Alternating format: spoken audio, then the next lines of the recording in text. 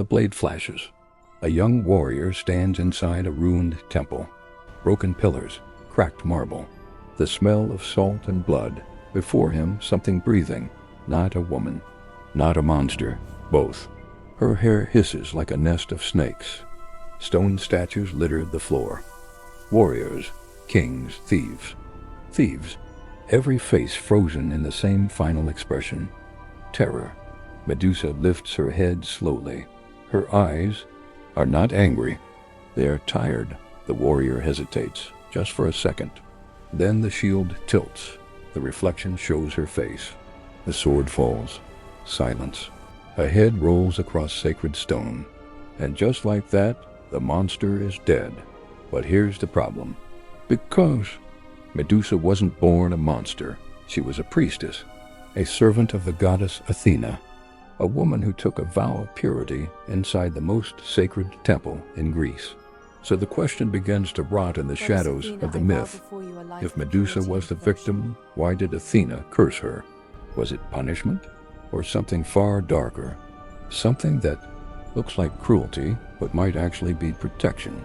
Because the story everyone knows may have been told by the wrong side.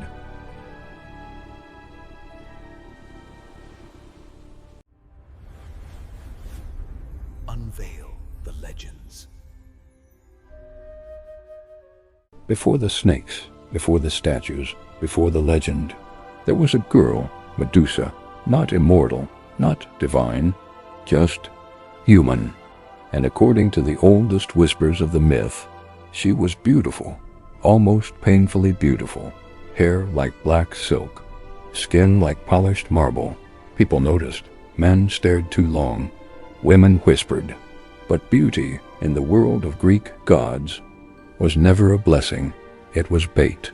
Medusa served inside the temple of Athena, and Athena was not a warm goddess. She was the goddess of war strategy, wisdom, discipline, control. She admired strength, she respected restraint, but weakness disgusted her. And Medusa carried a dangerous flaw. She trusted the gods, especially the ones who smiled. One of them was watching her, not from Olympus, from the sea, Poseidon, god of the oceans, god of storms, and one of the most dangerous beings in the entire Greek world. Because Poseidon had a habit. He didn't ask, he took.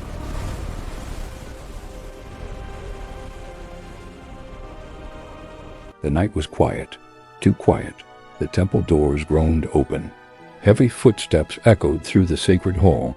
Medusa turned, and there he was, Poseidon, salt water dripping from his robes, eyes like a rising storm. Gods didn't enter temples quietly. They arrived like disasters. She knew this was wrong. This was Athena's temple, sacred ground. But Poseidon didn't care about sacred. He cared about desire. The air filled with the smell of the sea.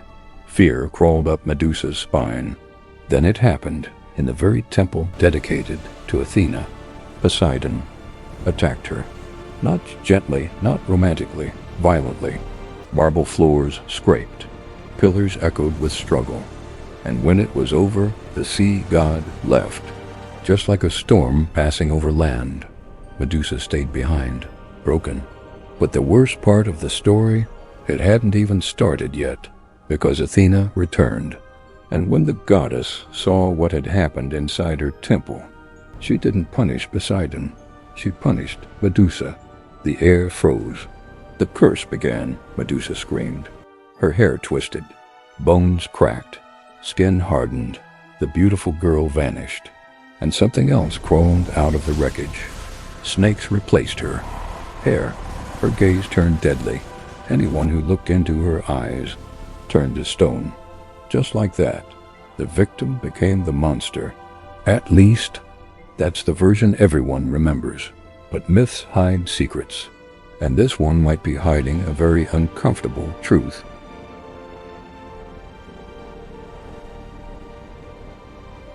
Because some scholars and storytellers noticed something strange.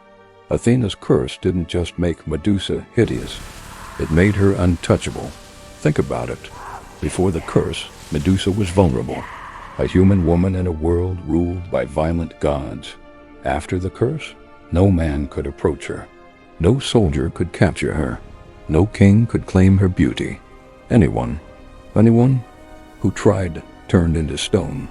Suddenly, Medusa lived on an isolated island where no one could harm her. No predator, no god, no man. The curse created the perfect defense system. Snakes for warning, eyes that killed, a body that terrified the entire world. It looked like punishment, but it functioned like armor. And Athena was the goddess of strategy, not mercy. Strategy. Maybe she knew Poseidon would never be punished. Then gods protected their own. So Athena did something colder, something smarter. She turned Medusa into a weapon, a living fortress. No one could ever touch her again. Protection disguised as a curse. And here's the darkest detail. Athena later helped Perseus kill Medusa. Why would she do that? If the curse was meant to protect her, because Athena never wastes a weapon. After Medusa died, her head still turned people into stone, and Athena placed that head on her own shield, the Aegis, the ultimate weapon of terror. So now the question gets darker. Did Athena protect Medusa, or did she turn her into a tool, a shield, a monster she could use? Because in the world of gods, compassion is rare, but strategy is eternal.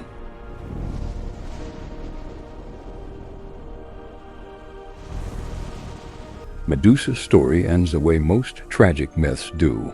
Not with justice, with silence. Perseus cuts off her head.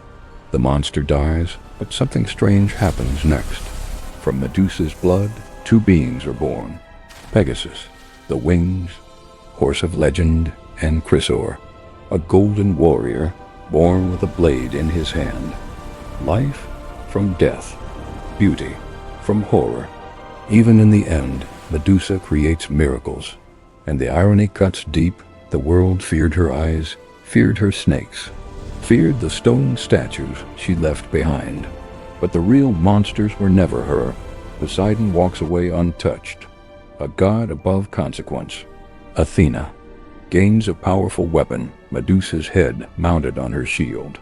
Perseus becomes a hero sung in songs, and the woman at the center of it all, she becomes a warning story, a monster in every painting, every statue, every retelling whispered through centuries. But myths aren't history. They're mirrors, and Medusa's reflection still asks an uncomfortable question. How many monsters were once victims before someone powerful rewrote the ending?